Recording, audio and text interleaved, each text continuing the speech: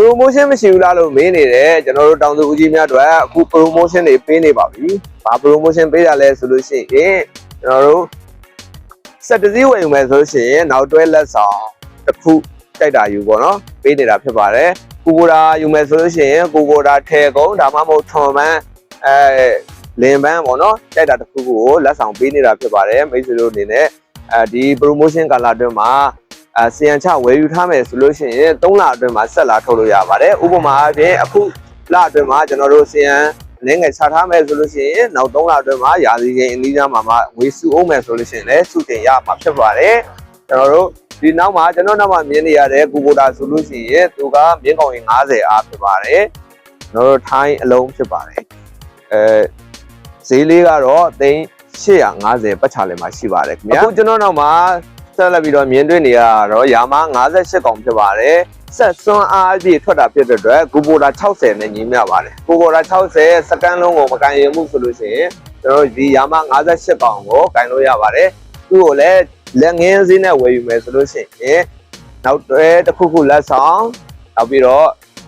30ဘူး30ပိုးတန်ကျွန်တော်တို့စီပတ်လဲရမှာဖြစ်ပါတယ်သူကတော့ဈေးနှုန်းလေးကတော့1000နဲ့မှ30သိန်းဖြစ်ပါတယ်ရမဲသိန်းစီအခုကျွန်တော်ပြင်မှာမြင်တွေ့နေရတာတော့လီဖန်38ကောင်လေဘရိတ်ဖြစ်ပါတယ်ဒီကောင်ရဲ့ဈေးလေးကတော့ဈေးတန်းလေးကတော့သိန်း455သိန်းပတ်ချလေးမှာရှိပါတယ်သူကလေဘရိတ်ဖြစ်တဲ့အတွက်ဒီရှင်းမှာလေကွန်ပရက်ဆာပါလာမယ်ဟွန်းနေရစလေဟွန်းနေဖြစ်သွားမယ်ပေါ့နော်နောက်2ဖိန်းတန်းနဲ့လာမယ်စင်ကယ်တပယ်ဝီးပေါ့နော်hydraulic နှစ်ပြောင်းနဲ့လာမယ် engine power တော့38ကောင်ဖြစ်ပါမယ်ခင်ဗျာအခုကျွန်တော်တို့ကမြင်လို့နေရတာတော့ကျွန်တော်တို့ဒီဘက်ကတော့ quick ဖြစ်ပါတယ်quick ဘိန်းလေးဖြစ်ပါတယ် quick ဘိန်းလေးကတော့ကျွန်တော်တို့သဲဆိုလို့ရှိရင်တခြင်းကောင်းကောင်းနိုင်မယ်ကျွန်တော်တို့စံအိတ်